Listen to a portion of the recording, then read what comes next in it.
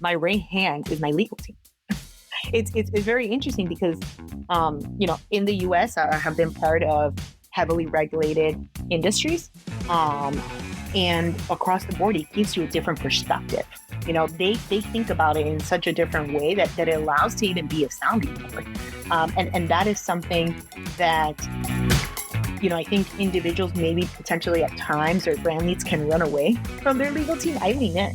I really I want to hear their perspective. I want them to be able to be my partners in it, because I think going back to the original, it really is all about the people behind the brand, and it's not just me. Welcome to How I Made It in Marketing from Marketing Sherpa. We scour pitches from hundreds of creative leaders and uncover specific examples, not just trending ideas or buzzword-laden schmaltz, real-world examples to help you transform yourself as a marketer. Now, here's your host, the Senior Director of Content and Marketing at Marketing Sherpa, Daniel Burstein, to tell you about today's guest. Data-driven marketing. That is an oft-repeated phrase in our industry. It's hard to find a LinkedIn profile that doesn't make a claim of being a data-driven marketer these days. And while data is helpful, I will not deny that, it's just not the only thing that should drive you, my next guest says. Be human first, because people drive brands. Joining me now to share the story behind that lesson, along with many more lesson-filled stories, is Desiree Sanchis, VP of Marketing for Beliv US. Thanks for joining me, Des. Thank you, Daniel, for having me. It is an honor to be speaking with you today. And the honor is likewise. Let me tell the audience why. Let's hear about your background here. Des was worked as cross-platform sales for Disney ABC Television Group, digital planning and strategy for Live Nation Entertainment at Anheuser-Busch InBev, from brand to commerce marketing. And for the past year, she's been at Beliv. Beliv has sold 1 million cases across 40 brands in 30 countries. And Des manages innovation, marketing, and e-commerce for Beliv's U.S. portfolio of 8 active brands, in addition to those in the company's development pipeline. So Des, give us a sense, what is your day like as VP of Marketing? Oh, that's such a lovely question, Daniel. Look, for me, and I think we're what is exciting is, where do I find my routine, and then where do I let the day take me to never have a dull moment? For me, my morning, I really go in terms of waking up, either doing something, some movement, some activity that really allows me to just get my mindset in the right place. I am a meditator on the daily basis, and then of course have my hybrid coffee, which is one of our brands. With that, I usually start with a bit of emails that I go through my inbox, especially if it's a Monday. I'm sending my team a weekly priority email to really make sure that we start the week with momentum, and really strategizing what comes next. And then from there on, that is where the day can take a turn. We obviously have a couple of weekly meetings, weekly one-on-ones and such. However, we are a startup in the U.S. Beliv is one of the largest Latin American beverage companies.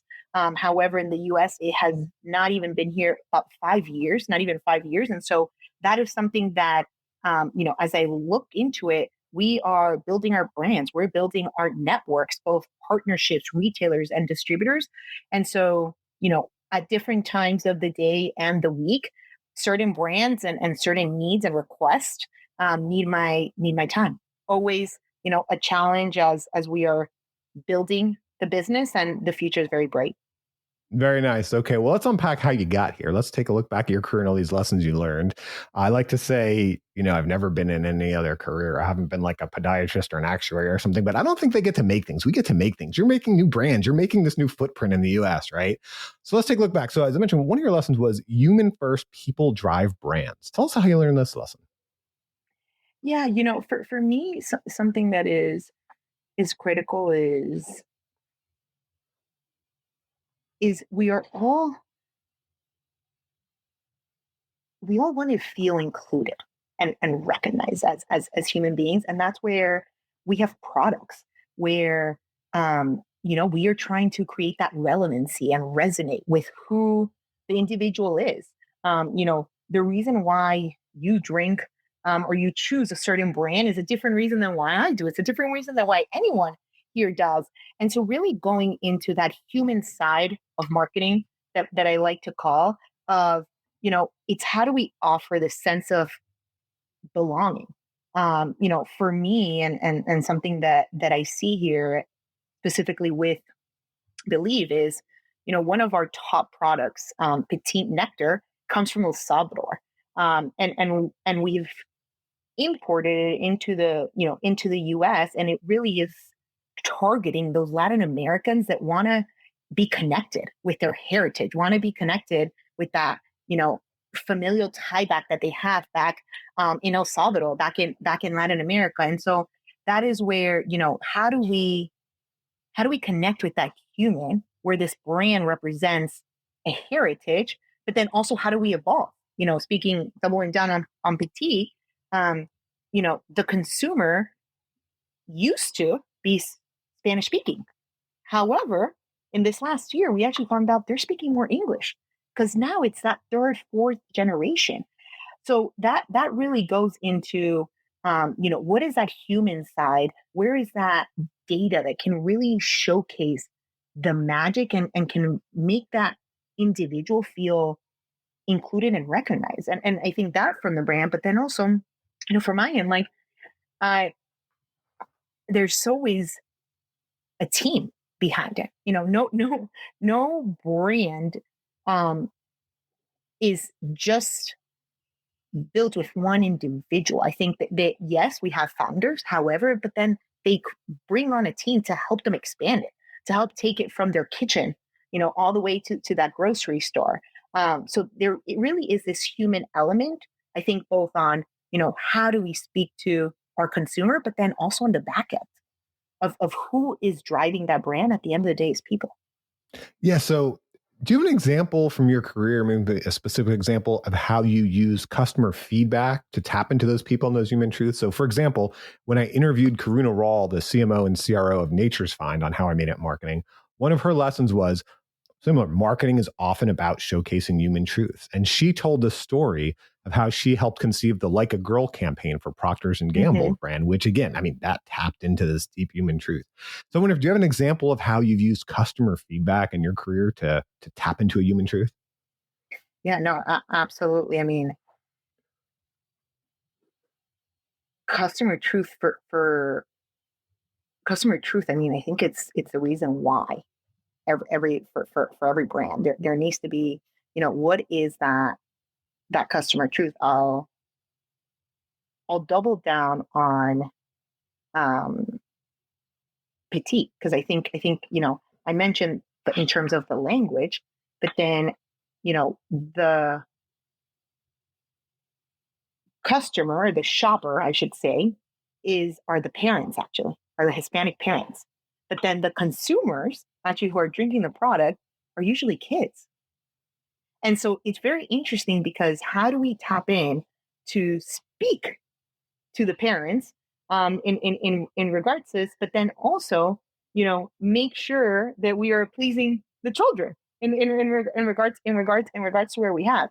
And so, I think that is something where, if the customer and the consumer was also the parents, which at times can be, in regards to it, that would play a different way in terms of the campaign that we built last year called Too Good to Be Fruit, which is actually like very much about the family. It was, a family where parents were serving their kids breakfast in the morning. So we really even honed in into the occasion. And that's something that I think, even to the what is going to be on the breakfast table. What is that food that people are going to have for breakfast is something that we even research and test. Are they are they having eggs or avocado toast right now? Which I think is something interesting to see because at the end of the day, we really need to align to what their truth is so that they see themselves and we can portray them when we speak to them. Great. So when you're talking about help them see themselves and portray them when they speak about them, I feel like sometimes there's also like the thing we really want them to see with our marketing, right? And so you mentioned also dream big, and embrace change. So how did you learn this lesson? So that lesson comes from, we live in a country of opportunity, and for myself, this is a place where, as I look back, if you'd have asked my 18-year-old self that I would be leading a marketing team, I would have said no. I did not even consider this. Um, However, I'm here now. I've been able to evolve. I've been able to dream big. I've been able, to start on more of a platform side, and now be leading a marketing team. And I think within that is also of embracing the change, embracing curiosity, and embracing that curiosity of, oh, you know what? Like, I'm on the platform side, but what are the brand teams doing? Who's the one deciding, where that brand should be in a Live Nation show or in a Live Nation festival? And I think from that, um, really comes this, embrace of change, and embrace of curiosity that is about taking a leap of faith, personally for me, and in terms of my own story. I think, you know, from a brand standpoint, you try to perfect and create, that one white pea plan, that five white pea plan that some companies have, that three white pea plan.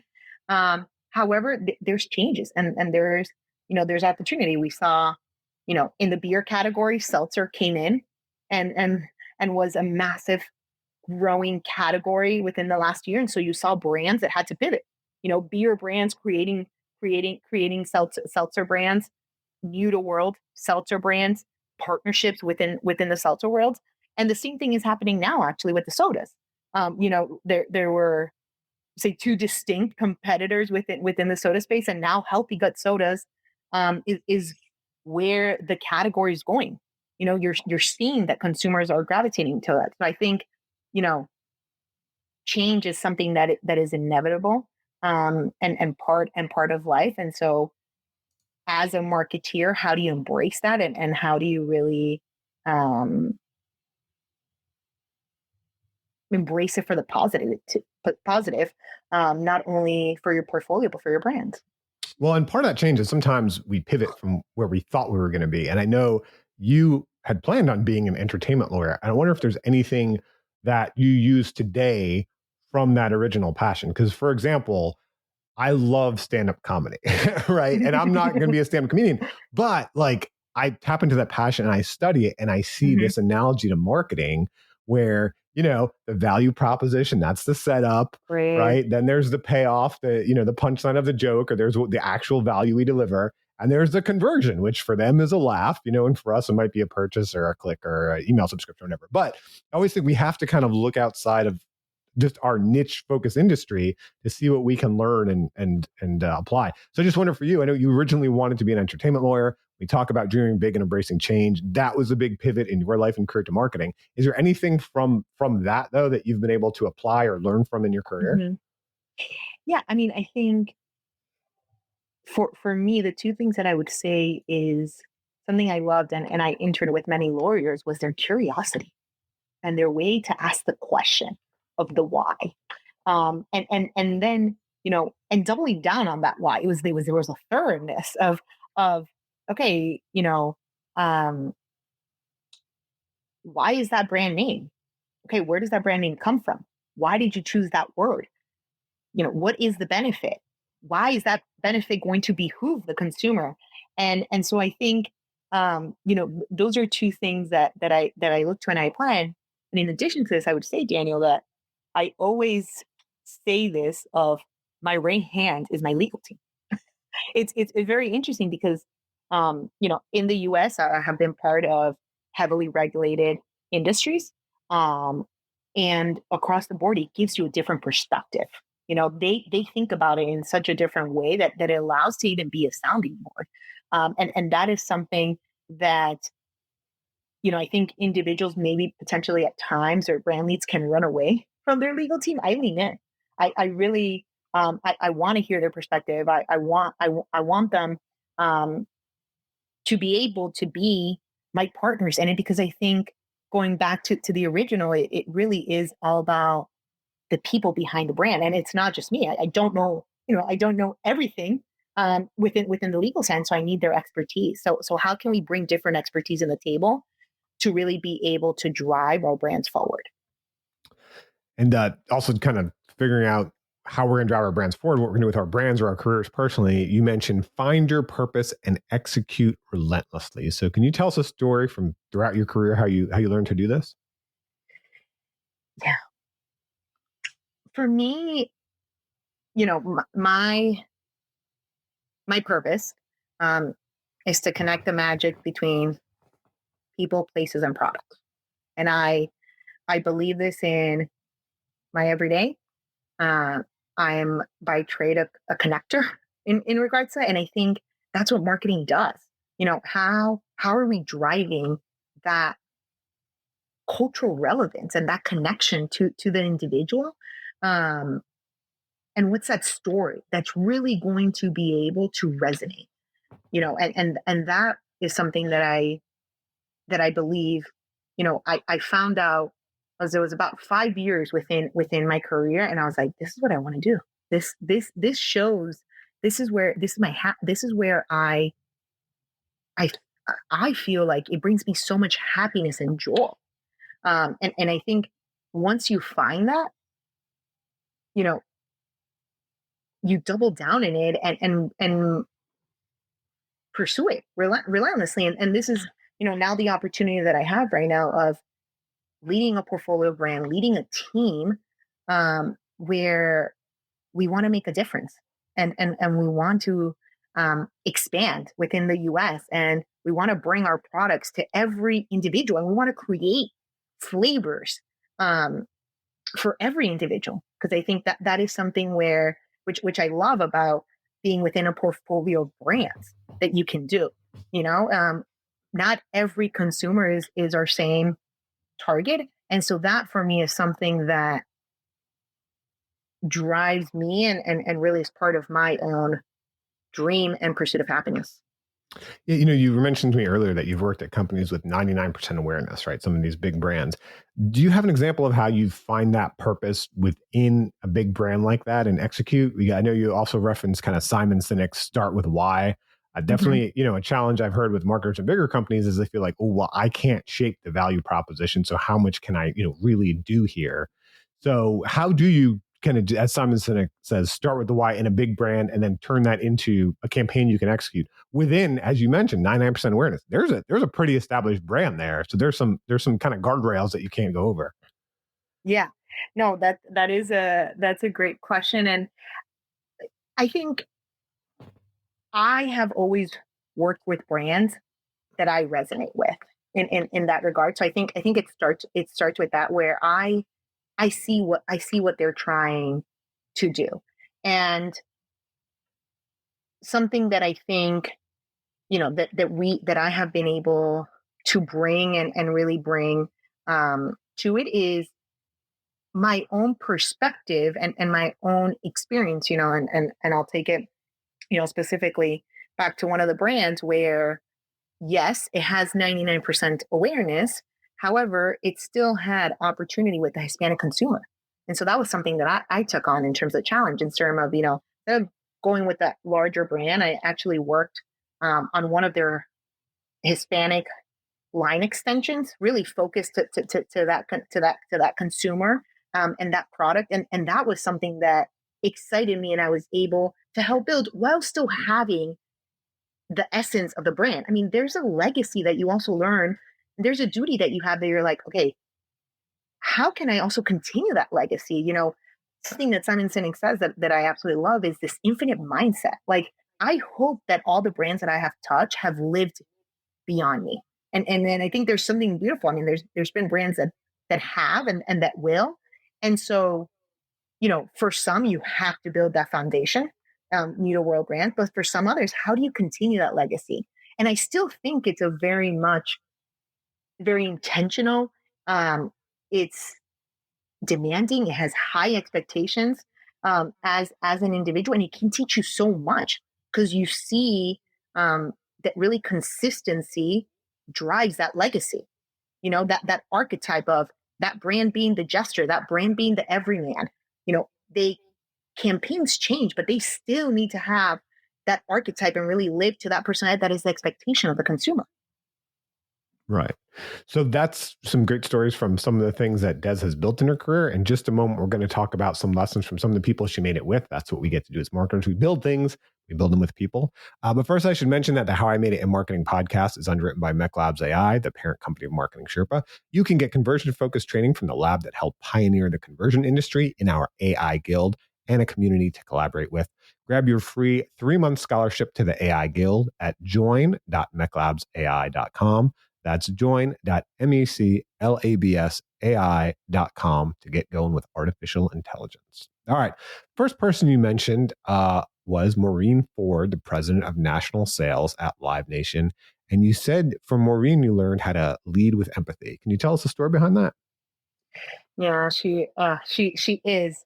Um, she's such a lovely and authentic leader, and for her, she at the time she's now the president of national sales. She was still within that sales role, but for her, it was really more than hitting numbers.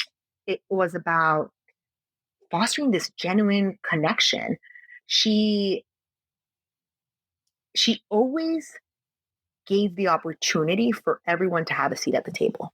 And I thought that was so um, intentional of her. You know, you watch her navigate high stake negotiations with key partnerships, and she still has that beauty to allow people to feel heard, and really be able to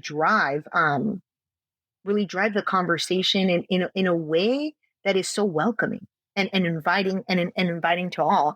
And I think especially, for myself, and I think Live Nation was the moment where I was really considering this brand where I not only was on the digital side but experiential, seeing how brands came to life, especially in events. She's someone that till this day I look up to in terms of the way that she just led with empathy, and curiosity, and that openness to allow others in. Yeah, that's interesting. So what did you see about how the Live Nation brand came to life? Like, is there something you learned in that you were able to take to other brands that weren't necessarily event brands, but obviously experiential marketing is, a very Hmm. effective tactic. Is there anything specific from that Live Nation you took forward? Yeah, I mean, something that I go back to, and that I really talked about and that we talked about from the human side is, you know, every event that Live Nation does is a different music genre targeted to a different consumer. And that is something, that I think, as you see that, it doesn't just happen from the artist, but it also goes all the way down to their sponsorships and their partnerships. So they're very much intentional of who do they let in, and who do they want to even partner with to be able to bring this experience to life. We all know, um, that experiences really drive human. I mean, their sales are skyrocketing in terms of both tickets, in terms of concerts, in terms of festivals.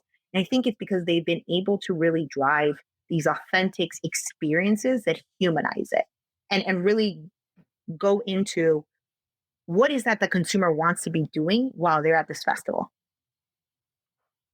Right. And so you also mentioned that storytelling is powerful. And one of the things that I think of when I think of like a really good live event is that storytelling aspect. I know Hmm. I had people talking on here before about attending Taylor Swift and seeing like, okay, there's really, I mean, that's an event, but that's really a storytelling with all the different things that go on through it, right? Hmm. You said you learned about storytelling from April McDaniel, the founder of Crown and Conquer. So can you tell us the story of how you learned about storytelling? Yeah, it was, April's such a joy. She has this gift of transforming raw ideas into just like compelling narratives. We actually met while launching a brand with talent, and she was so instinctive in terms of how to craft this story that resonated with the target audience. And it was actually during the COVID times actually that this happened. And I think, you know, you are put into certain circumstances, but what is your choice? And how are you going to choose to align these brand values with cultural trends that really turn into a statement and really authentic movement for that individual. And so she is someone um that I would say not only has a power story, but also she's able to curate um every moment um in a way that that story inspires you, and it inspires those around her. And that's something that I carry in me because, as cheesy as it sounds, like every presentation should be a story. But do we make it? No, because it takes time. However, how do you strive for that to be? And that's something that um, I believe I continue to learn, and I believe that everyone can learn the power of storytelling through time and practice and consistency. Well, when telling a story for brand, do you have an example of how you found the right story to tell for a brand? Because, for example, I did a case study with a nonprofit called Wreaths Across America, and they got this story in 1,000 articles or more. It was a great PR story. But what they did was they found a real story, and they shared the story of a secret mission flight that disappeared. So it was, these veterans who unfortunately died in this secret mission disappeared, and it was found recently. And that's what their taps into their nonprofit. What they do, Wreaths Across America, they lay wreaths on veterans' graves. And so, I've mentioned this before, I get tons of PR pitches in my role. I've gotten like over 4,000 applications to be on this podcast. And there are so many that are more like, hey, it's about the thing we're trying to push. We want to just, tell you about our new company or product or this or that. Versus, I love that Wreaths Across America example because it wasn't so much, hey, we're telling you about our own profit. It's like, okay, we found something that aligns into our mission. We want to shine a light on that. And I feel like all brands can do that. So I don't know if you have an example like, yes, that storytelling is so powerful, but how have you found the right story for a brand? Daniel, for me, when you evaluate a brand, and when you look at the brand purpose of like why is it why is Hyper here? Why is Big Easy Pop here? Why is Petite Nectar here? Um, you need to dig deep, and you need to be able to really transcend those numbers. I would even say it's like it's it's being able to find the why, and I'll talk about Big Easy Pop, which is a brand that we launched actually last year. um, but it was a line extension of Big Easy Kombucha, where we were seeing that kombucha drinkers were switching over to healthy gut sodas. And so we launched Big Easy Pop with a partner that was willing, a retailer partner that was willing to take a bet on us. And as we were building that story, at first we went in being like, okay, we're going after the Big Easy kombucha drinker. It's going to be female shopper of this retailer. We know they live. The product actually launched in Florida, and as we now are getting the feedback and seeing the data of where our brand is actually going in another different direction. Now it's still resonating with that target consumer, but actually it's now resonating more with a different demographic. And so there's a beauty of that of, okay, how do we, you know, stand within that brand purpose, but also realize that it's resonating with other individuals and with other consumer base.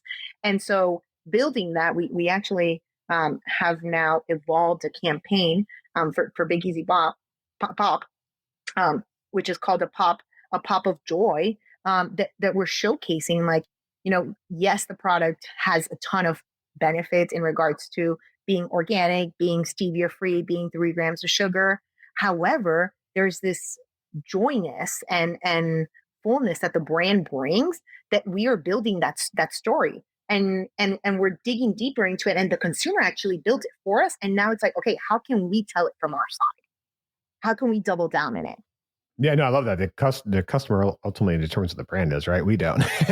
um, well, I wonder with that, with your current role, you know, to what extent do you, so I'm sure, as you mentioned before, you tap into some expats, like people who had lived overseas since you're running the US Mhm. market who are now. So to what extent do you tap into nostalgia from, okay, you came overseas to here, but to what extent do you look for a new consumer in the US? Because, for example, I remember you talk about like a famous brand coming over to America. There was this great Russell Brand, the comedian, which funny, his last name is Brand. I remember when he hosted like the MTV Awards, and he opened it by saying, "I'm very famous," and then he said, "But it kind of loses its punch when I have to tell you that." And it was such a perfect example of branding, right? Because he was famous in the UK, but then he comes into this new market, nobody knows him, and then so I could Yeah. see some analogies with you, like as you mentioned, your brand is, some of your brands were more famous outside of the US. Now you're coming to the US and you're trying to kind of tap into that nostalgia. But I would also think it's not only the people that lived in that country that moved here. The thing about America is, like, obviously I eat foods from all across the world that I have absolutely no heritage connection to. So I wonder how you balance that of tapping into nostalgia for that expat audience, but Mhm. also expanding to a US audience who might know nothing about your brand before, but might want to try something new. Yeah, I think that that's a quite great question, Daniel, because you know it goes back to embracing change that I mentioned. Of as marketeers, we have a brand plan, we have our consumer views, we have our brand purpose, we have our archetype, we have our 1 year plan. However, as individuals get to experience the brand, and I think it goes down to product placements, and where they are in terms of placements at retail platforms, experiential.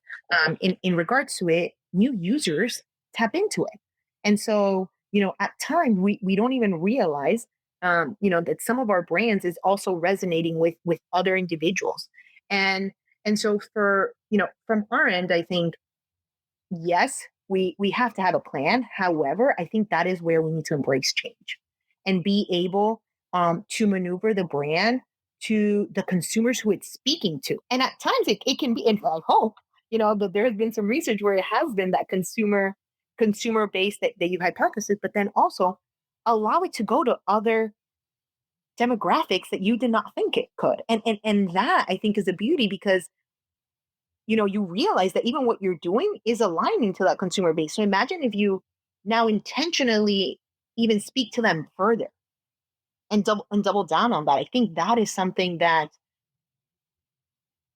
is the beauty of embracing the change as a marketeer, especially with the different generations.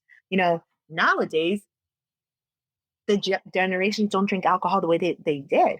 So you know, in regards to that, um, an afternoon, what used to be an afternoon cocktail now can also be an afternoon gut healthy soda, or an afternoon coffee. And so, how do you really lean into that change that your brand can give, and that also the consumer shows you? Yeah. So speaking of change, I mean, some of that change obviously is external, a large amount, but you also need to drive change internally as well, right? Mhm. You mentioned build internal momentum. It's a lesson you learned from Spencer Gordon, the Group VP of Consumer Connections at Anheuser-Busch. How did you learn this from Spencer? Oh, it's been fascinating because when I was actually interviewing for Anheuser-Busch, um, he was one of the individuals who interviewed me. And at that moment, previously, I was at Light Nation, as you mentioned, and Light Nation actually had their own internal agency, and it's something that we actually used a ton, um, uh, and they still do it. And when I was interviewing with Spencer, he was starting ABI in House's creative agency, Draftline, and for him, something that really he has taught us is all about that buy-in from within that needs to be inspirational and needs to be able to resonate, and you need to be proving performance metrics, which I think is something that is very unique to see, from the time I started, it was him and another person. And by the time I left, I was actually working under him, and under him with over 100% team. And so, within a company who's been around for hundreds of years, in regards to that, and is one of the leading marketeers in regards to, they've worked with so many agencies, but they still saw this need, and he honestly saw this need of really building an internal agency that can help in terms of driving that cultural relevance, in terms of community management, in terms of e-commerce, in terms of creative. So it's something beautiful to see of the change and the momentum that one can build internally if they believe. So you mentioned kind of briefly, but I wonder if you can go to more in depth there, how to decide what the internal agency works on versus an external vendor. Because when you mention this coming from Anheuser-Busch, the interesting thing is their vendor ecosystem with agencies is broad and deep. And, I don't know about Anheuser-Busch specifically, so when I say this, I'm not mentioning them. I mean, sometimes in such big environments, there's competition between the agencies. I mean, frankly, knives out of competing for that different work. And so that's very interesting where if you also now have an internal agency in play, how all that works out. So, I mean, how does that work and what can we learn from that in terms of vendor selection and what to keep in-house and what to outsource of what would you use the in-house agency versus where do you decide to use what external agency? Yeah. Look, I want to start and say it's very brand dependent. I know brands that use both. I know brands that only use internal. I know brands that only use external. Right now in our current portfolio, um, most of our brands use external, but then we have one brand that uses internal, in regards to it. So I think, you know as you asked and mentioned, it really is specific to each brand and their life stage. Where are they at? What do they need? What platforms are they using?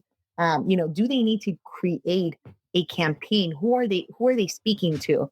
Can we build on it? And I think it's also an evolution. There's some there's times where I think you start with only external, and then you have hybrid, and then potentially go into internal, or the other way around. And so it's really looking and evaluating, what are those brand needs, but then also those business needs. Do you have the expertise? I'll use community management as an example to manage community internal, or do you need to outsource this? And then from there, it's who's the right partner to do that. I think that is also something, as we have the RFPing process, as you speak to a ton of agency. I think something that I was very keen about is let's always be speaking to new agencies to see what they can bring, and how we can help them evolve our brands. What new ideas can they give us, and how are they evolving with our brands? Is there something you would never outsource? I say that because to me, the thing that really I always think has to be owned by the CMO and the marketing department is the value proposition. And yes, you can certainly have external consultants or whatever come in and challenge it and help you develop it. That for Hmm. sure, that's going to I agree. help. But I mean, that you got to own. So what is it for? Is it value proposition? Or are there other things? What is it for you? I would say two things. I would even before I say value proposition, I would say the insights and data of the consumer and your value proposition thing. Because at the end of the day, the value proposition, you build it off knowing what does that consumer need, and that's really where it starts now. And so that for me is something of, and here we call it consumer muse, in regards to, who is our North Star. That is something that I definitely think the brand needs to own, and that goes along with the value proposition, for it, that I don't think you can out. I mean, that's why I think you have a marketing team in regards to it. But then I think from the creative side, that is where, and the media side, and the experiential side, that is where I think you can definitely outsource and potentially also bring in house, depending on where you stand as a business and organization. And then before I let you go, I want to ask you one specific question based on your expertise, because I've heard different takes on this. So from your expertise, is when you talk about the Latin American market, and I will say within the US, let's say, is that one market or is that not one market? Because I've definitely heard some brands handle it like you talked about Anheuser-Busch, and I don't know how they handle it, but okay, there's a Hispanic market and we pitch it here. But I've heard other brands say like, no, like someone from Mexico or someone from Cuba or someone from El Salvador, these are different markets and you market them differently and there's different things they want. And by just painting this broad brush, you're totally missing that. So how much can and should we group it together, or are market just way off on that? They're trying to group something together that shouldn't be grouped together. Yeah. So Daniel, just for a little bit of context, I'm from Spain originally, and my mother's from Nicaragua. So I also, I have that. I believe that I think you need to go deep and actually be very intentional of, how do you speak to someone from El Salvador, to someone from Mexico, to someone from Honduras, and you need to do that. However, there's synergies within them. I think I can compare it, to the South, where they say, for example, y'all, and you don't necessarily use y'all in the Midwest. You know what I'm saying? Or in the Northeast.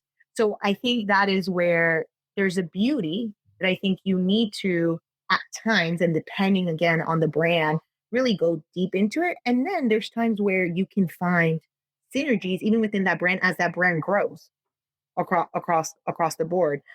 So, I would start with going deep and then wide. Okay. Well, we've talked about many different things from your stories about what it means to be a marketer. If you had to break it down, what are the key qualities of an effective marketer? Yeah, I love this question. I think curiosity is my number one. It really drives that conscious and emotional and cultural relevance that I think we all need that to be able to drive and answer what our consumer needs are.